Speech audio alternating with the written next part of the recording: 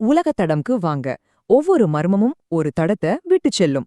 இன்னைக்கு நாம அறிவியல், லட்சியம் இது ரெண்டும் கலந்த ஒரு பெரிய மர்மத்தை தான் பின்தொடர போறோம். அதுதான் ஸ்ரீலங்காவோட விண்வெளி பயணம். பக்கத்து நாடுகள் எல்லாம் விண்வெளிய நோக்கி போயிட்டு இருக்கும்போது ஸ்ரீலங்காவோட பாதை மட்டும் ஏன் இன்னும் ஆரம்பிக்காம இருக்கு? வாங்க, அந்த தடயங்களை நாம ஒன்னா சேர்ந்து தேடலாம். நம்மள சுத்தி பாத்தீங்கன்னா ஒரு பெரிய ஸ்பேஸ் ரேஸே நடந்துட்டு இருக்கு. இந்தியா, சீனா, ஜப்பான் மாதிரி ஆசியாவின் பெரிய நாடுகள் எல்லாம் தொடர்ந்து அவங்களோட செயற்கைக்கோள்களை விண்வெளிக்கு அனுப்பி தங்களோட முத்திரைய பதிச்சிட்டு இருக்காங்க. இந்த சூழ்நிலையில தான் ஸ்ரீலங்காவோட நிலைமை ஒரு பெரிய கேள்விக்குறியா நிக்குது. இது சும்மா ஒரு ஒப்பீடு மட்டும் இல்ல, ஒரு அழுத்தமும் கூட. இததான் இன்னைக்கு நம்ம முன்னாடி இருக்கிற முக்கியமான கேள்வி. டெக்னாலஜி இவ்ளோ வளர்ந்திருக்கிற இந்த காலத்துல ஸ்ரீலங்கா ஏன் இன்னும் தனக்குன்னு சொந்தமா ஒரு செயற்கைக்கோளை விண்ணுக்கு அனுப்பல? வாங்க, இந்த மர்மத்தோட முடிச்சுகளை ஒவ்வொன்னா அவிழ்க்கலாம். சரி, வாங்க நம்மளோட புலனாய்வு பகுதிக்குள்ள போகலாம். இந்த தாமதத்துக்கு பின்னாடி இருக்கிற தடயங்களை ஒவ்வொன்னா ஃபாலோ பண்ணி போவோம். நம்ம விசாரணையில 3 முக்கியமான தடைகள் தெரியுது. 1 பணம், 2 டெக்னாலஜி, 3 அனுபவம். இந்த 3 ஒன்னா சேர்ந்து எப்படி ஸ்ரீலங்காவோட விண்வெளி கனவை தடுத்து நிறுத்திட்டு இருக்குன்னு கொஞ்சம் ஆழமா பார்க்கலாம் வாங்க. முதல் தடை இதுதான் இருக்கிறதுலயே ரொம்ப பெருசு. பணம். ஒரு செயற்கைக்கோள் திட்டம்ங்கிறது சயின்ஸ் மட்டும் கிடையாது, அது ஒரு பிரம்மாண்டமான முதலீடு. கோடிக்கணக்கான டாலர்கள் தேவைப்படும். ஸ்ரீலங்கா மாதிரி வளர்ந்து வர்ற ஒரு நாட்டுக்கு இது ஒரு பெரிய பொருளாதார சவால். மத்த அத்தியாவசிய தேவைகளுக்கு நடுவுல இதுக்கு அவ்ளோ பணம் ஒதுக்குறது ரொம்ப கஷ்டம் இல்லையா? பணத்தை தாண்டி அடுத்ததா வர்றது டெக்னாலஜி, அதாவது தொழில்நுட்பம். விண்வெளி பயணங்களுக்கு சும்மா ஒரு லேப் மட்டும் இருந்தா போதுமா? இல்லவே இல்ல.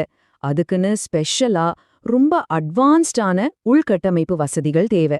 அப்படி ஸ்ரீலங்கா கிட்ட இப்போ இல்லாத சில முக்கியமான வசதிகள் என்னென்னு பார்க்கலாம். பாருங்க, இந்த 3 விஷயங்களும் தான் ஒரு ஸ்பேஸ் மிஷனோட முதுகெலும்பு. முதல்ல ராக்கெட்டை விண்ணுக்கு அனுப்புறதுக்கு ஒரு ஏவுதளம், அதாவது லான்ச் பேட் வேணும். அப்புறம் பூமியோட ஈர்ப்பு விசைய தாண்டி போறதுக்கு ரொம்ப பவர்ஃபுல்லான ராக்கெட் டெக்னாலஜி வேணும். சரி, ராக்கெட் போயிடுச்சு, மேல சுத்துற சேட்டலைட் கூட பேச, அதை கண்ட்ரோல் பண்ண ஒரு கிரவுண்ட் கண்ட்ரோல் ஸ்டேஷன் வேணுமே. துரதிருஷ்டவசமா இந்த 3மே ஸ்ரீலங்கா கிட்ட இப்போதைக்கு இல்ல.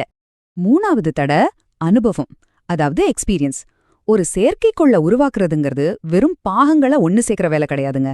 அது ஒரு பெரிய கலை. அதை பிளான் பண்றதுல டிசைன் பண்ணி, லான்ச் பண்ணி, கண்ட்ரோல் பண்ற வரைக்கும் ஒவ்வொரு ஸ்டெப்லயும் நிபுணத்துவம் தேவை. இதுக்கு பல வருஷ கால அனுபவம் வேணும். இந்த விஷயத்துல ஸ்ரீலங்கா இன்னும் ரொம்ப தூரம் பயணிக்க வேண்டியிருக்கு. ஓகே, பணம் இல்ல, டெக்னாலஜி இல்ல, அனுபவமும் கம்மி. இதெல்லாம் கேக்கும்போது அப்போ ஸ்ரீலங்கா ஒரு பின்தங்கிய நாடுன்னு உங்களுக்கு தோணலாம் இல்லையா? ஆனா இங்கதான் கதையில ஒரு சூப்பரான ட்விஸ்ட் வருது. இல்லவே இல்ல, நிச்சயமாக இல்ல. இந்த மாதிரி சவால்களை பார்த்து ஸ்ரீலங்கா ஒன்னும் முடங்கி போயிடல. சொல்லப்போனா இதுதான் இந்த கதையோட ஒரு முக்கியமான திருப்புமுனை. தடைகளை தாண்டி ஒரு புதிய அத்தியாயத்தையே எழுதியிருக்காங்க. வாங்க, அடுத்த செக்ஷன்ல அந்த திருப்புமுனைய பத்தி பார்க்கலாம்.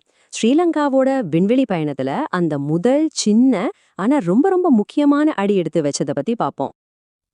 இதுதான் ஸ்ரீலங்காவோட நம்பிக்கை நட்சத்திரம், ராவணா 1. ஆமாங்க, இது சைஸ்ல சின்னதா இருக்கலாம், ஆனா ஸ்ரீலங்காவோட லட்சியங்களுக்கு இது ஒரு பிரம்மாண்டமான தொடக்கம். இந்த செயற்கைக்கோள் மூலமா அந்த நாட்டோட விண்வெளி வரலாற்றுல ஒரு புதிய பக்கத்தையே திறந்து வச்சிருக்காங்க. நல்லா புரிஞ்சுக்கோங்க, ராவணா 1 ஒரு முடிவு கிடையாது, அது ஒரு ஆரம்பம்.